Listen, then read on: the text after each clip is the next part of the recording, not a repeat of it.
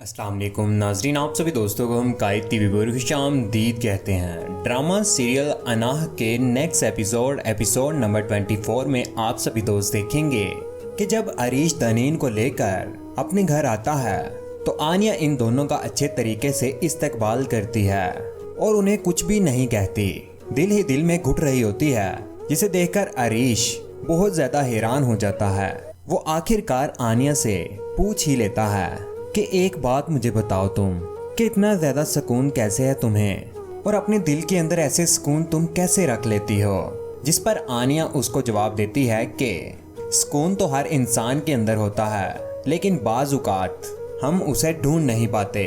Arish और आनिया आपस में बातें करते हैं, लेकिन आनिया की नजरें नीचे ही रहती हैं और दिल ही दिल में वो परेशान भी रहती है। दूसरी तरफ आप सभी दोस्त देखेंगे कि नशवा अपने भाई से बहुत ज्यादा तंग आ गई है उसकी ऐसी हरकतें देखकर। आखिरकार रोला डालकर अपनी माँ के सामने उसे बुरा भला कहती है और मुंह बनाकर तरह तरह की बातें सुनाती है, जिस पर नशवा की माँ उसे कहती है कि कुछ शर्म करो, वो तुम्हारा बड़ा भाई है और बड़े भाइयों को ऐसे बात नहीं करते।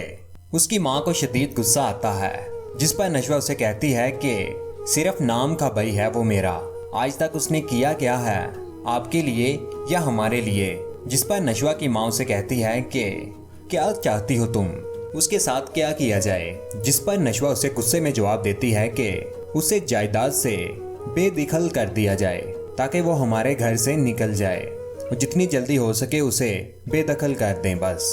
जिस पर नशवा की माँ बहुत ज्यादा हैरान हो जाती है और यहाँ पर आप सभी दोस्त ये भी देखेंगे कि वो नशवा को समझाने की कोशिश करती है। उसके बाद आप सभी दोस्त देखेंगे कि आनिया और दनीन और सभी लोग आपस में बैठे होते हैं और आपस में बातचीत कर रहे होते हैं और वो हॉस्पिटल में बैठकर एक दूसरे के साथ गपशप कर रहे होते हैं। और वहीं पर इन्हीं बातों का तबसरा होता है कि अल्तमश दनीन से कहता है कि तुम्हारा यहाँ रहना अच्छा नहीं होगा और दिल ही दिल में परेशान होता है, इसलिए हम तुम्हें बाहर भेज देंगे।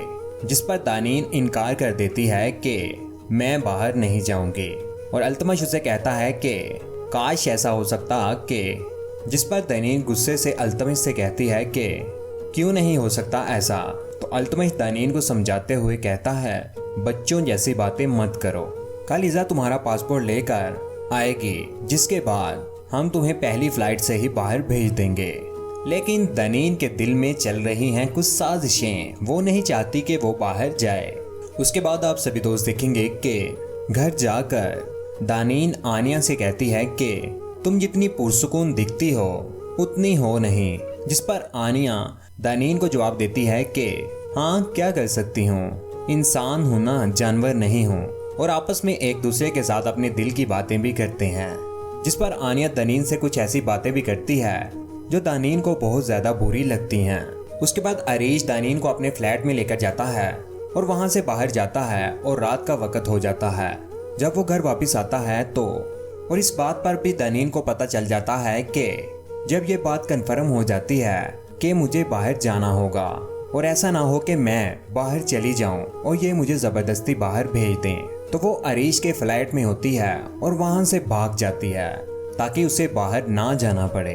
तो अरीश जब घर वापस आता है तो वहां पर देखता है तो वो हैरान हो जाता है, हर तरफ आगे भागता है, उधर होता है इधर होता है, लेकिन उसे दनीन नजर नहीं आती। वो बहुत ज्यादा परेशान हो जाता है, एक कमरे से दूसरे कमरे में जाता है, लेकिन कहीं पर भी उसे दनीन नहीं मिलती।